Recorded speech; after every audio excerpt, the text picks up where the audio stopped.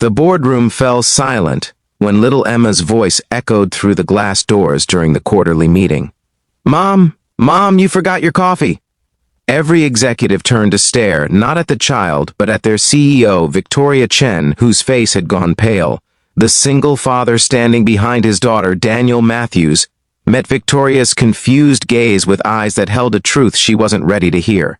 What he said next would unravel a mystery that had been 6 years in the making and change all their lives forever. Daniel had never planned to raise Emma alone. When his wife Sarah died in childbirth, the world became a blur of diapers, sleepless nights, and a grief so profound he could barely breathe. He was a junior architect then, working brutal hours while his mother helped care for the baby. But even in those dark days, he made Emma a promise at Sarah's grave. She would know love. She would know happiness, and she would never feel the absence of a mother's warmth if he could help it. He threw himself into fatherhood with a dedication that both exhausted and saved him. Every scraped knee, every nightmare, every first step and first word became sacred moments that stitched his broken heart back together. The first time Emma saw Victoria Chen was at the downtown children's hospital, where Daniel had brought her for a routine checkup. Victoria had been there visiting the pediatric wing her company had sponsored, and she'd knelt down to talk to the frightened 3-year-old who was crying about getting a shot. Something magical happened in that moment. Victoria, the Ice Queen CEO known for her ruthless business tactics and emotional walls, had spent 20 minutes telling Emma stories about brave princesses and making her laugh until the little girl forgot to be scared. Daniel watched in amazement as this powerful woman became gentle and warm, saw how Emma's tiny hand had reached for Victoria's perfectly manicured one without hesitation. When Victoria finally stood to leave, Emma had whispered, "You're nice like mommies are supposed to be.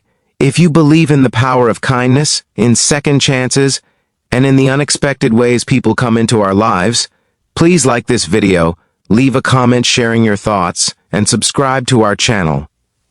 Your support means the world to us and helps us share more stories that touch the heart." After that day, coincidence seemed to follow them. Victoria started appearing at the same park where Daniel took Emma on weekends, always with a book and a coffee, always with a smile for the little girl who would run up to her with flowers or interesting rocks. Daniel knew who she was by then, had seen her face on business magazines and news articles about her tech empire. He also knew she lived alone in a penthouse apartment and worked 16-hour days, and he wondered what brought someone so successful to a children's playground on Sunday mornings. But Emma was happy, and Victoria never overstepped, so he let the friendship blossom. He watched as this woman who commanded boardrooms with an iron fist sat on park benches, building fairy houses out of twigs and leaves. He saw how Victoria's eyes softened when Emma talked about her day, how she listened with complete attention, as if the child's stories about preschool were the most important business in the world. What Daniel didn't know was that Victoria was dying inside from a loneliness she could never voice. She'd built her company from nothing, sacrificed relationships and dreams of family for success, and woke up at 42 realizing she'd constructed a beautiful prison. She had everything except what mattered. When she met Emma, something dormant in her soul awakened. The little girl didn't see a CEO or a public figure, just a kind woman who made time for her. And Victoria, for the first time in decades, felt seen for who she really was beneath the armor. As months turned into years, the boundaries blurred. Victoria started joining them for ice cream after park visits, then for dinner at family restaurants where Emma would chatter between them, while Daniel and Victoria discovered they had more in common than either expected. They talked about architecture and technology, about losing parents too young and the weight of responsibility, about dreams deferred and hopes rekindled. Daniel found himself looking forward to their encounters with an anticipation that both thrilled and terrified him. He'd sworn after Sarah that he would never love again, that his heart belonged to his daughter and his memories. But Victoria wasn't asking for anything. She was simply there, steady and constant, showing up for Emma with a devotion that seemed to come from someplace deep and essential. Emma started calling her Aunt Vicky at first, but by the time she turned 5, something shifted. One night after Victoria had helped Daniel through a crisis, when Emma spiked a fever and he'd panicked, the little girl had looked up at this woman who stayed through the night, who'd held cool cloths to her forehead and sung lullabies in a slightly off-key voice, and said, "I wish you were my mom." Victoria had frozen, tears springing to her eyes, unable to speak. Daniel had found them like that, Victoria crying silently while Emma patted her hand with innocent concern, and he'd understood then that what was happening between the three of them was both beautiful and complicated. They never discussed it openly, this unconventional family they'd formed. Daniel didn't ask why Victoria had no family of her own, why she seemed to need Emma as much as Emma needed her. Victoria didn't push for more than Daniel was willing to give, content to exist in whatever space he allowed. But Emma, with the clarity of childhood, saw no complications. She had a dad who loved her, and a woman who showed up with the consistency and care of a mother. And so that's what Victoria became in her heart. The word slipped out naturally one day. "Mom, can you help me with my shoes?" Victoria had looked at Daniel with panic and hope warring in her eyes, and he'd simply nodded, giving permission for something that had already happened. Then came the day that brought everything into focus. Emma's school was having a Mother's Day event, and his daughter had been increasingly anxious as it approached. Daniel had planned to attend himself, as he always did for these occasions, ready to be both parents as he'd been since the beginning. But Emma had different ideas. She'd asked, with the heartbreaking hopefulness only a child could manage, if Victoria could come instead, if her mom could be there, like the other kids' moms would be. Daniel had called Victoria that night, his voice shaking, asking if she understood what she was agreeing to, if she knew that Emma really meant it, that this wasn't pretend anymore. Victoria's answer had been simple and devastating in its honesty.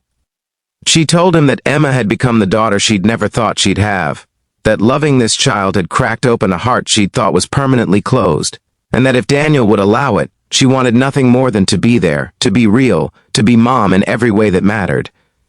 She confessed that she'd spent 3 years falling in love not just with Emma, but with the family they'd accidentally created, with the man who'd shown her that success meant nothing without people to share it with. She'd been waiting, hoping, but never daring to ask for more than the moments they gave her. That's when Daniel understood what Sarah would have wanted.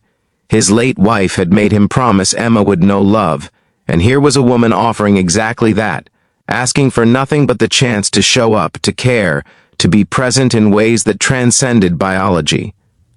He thought about how Emma's face lit up when Victoria walked into a room, how his daughter had someone who attended every recital and school play, who knew her favorite bedtime stories and the exact way she liked her sandwiches cut. He thought about how his own grief had finally transformed into something lighter, how Victoria had helped him become not just a surviving parent, but a thriving one. The Mother's Day event had been perfect. Victoria had sat with Emma, made crafts, received a handmade card that said to Mom in crayon, and cried so hard she had to excuse herself to the bathroom. Other parents had smiled, assumed she was Emma's mother, and neither Victoria nor Daniel corrected them.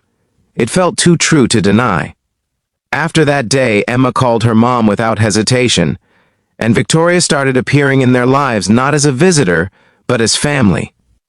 She helped with homework, attended parent-teacher conferences, and had a toothbrush in their bathroom. Daniel watched his daughter flourish with 2 parents who adored her, and somewhere along the way, he fell in love with the woman who'd loved his child first. Which brought them to this moment in the boardroom, with Emma's innocent announcement hanging in the air and 20 confused executives staring. Victoria stood, walked to the door, and opened it to the little girl holding a travel mug. "Thank you, sweetheart," she said softly, kissing Emma's forehead. Then she turned to her board with a strength Daniel recognized, the courage of someone done hiding. "This is Emma," she said clearly, "and she calls me Mom because I am one, in every way that counts. Daniel Matthews, her father, is the man I love, and together we're a family. If anyone has an issue with that, they can submit it in writing." Daniel stepped forward then, Emma's hand in his, and faced the woman who'd changed their lives. "You asked me once why I let Emma call you Mom," he said, his voice carrying across the silent room. "The answer is simple. Because you earned it. Not with money or gifts or grand gestures, but by showing up, by loving her unconditionally, by being there in the middle of the night and the middle of ordinary days. Sarah would have wanted Emma to have that, to have you, and so do I. If this story touched your heart, if it reminded you that family is built not just by blood but by love and commitment, please take a moment to like this video and share it with someone who needs to hear this message today. Your engagement helps us reach more hearts. Before we close, we'd love to hear from you.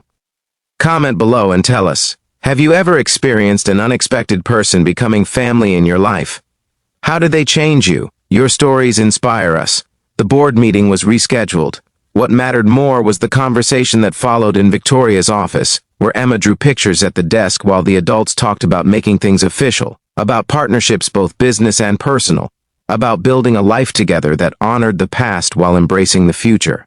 Daniel looked at Victoria holding his daughter, at Emma calling her mom with absolute confidence, and realized that sometimes the family you need finds you in the most unexpected ways. Sometimes love doesn't arrive with trumpets and declarations, but with quiet mornings in the park, with showing up, with choosing each other day after day until the choice becomes permanent. Sarah had wanted Emma to know a mother's love, and through some grace he couldn't explain, she did. And Daniel, who thought his heart was too broken to love again, discovered it had simply been waiting for someone worthy of the gift.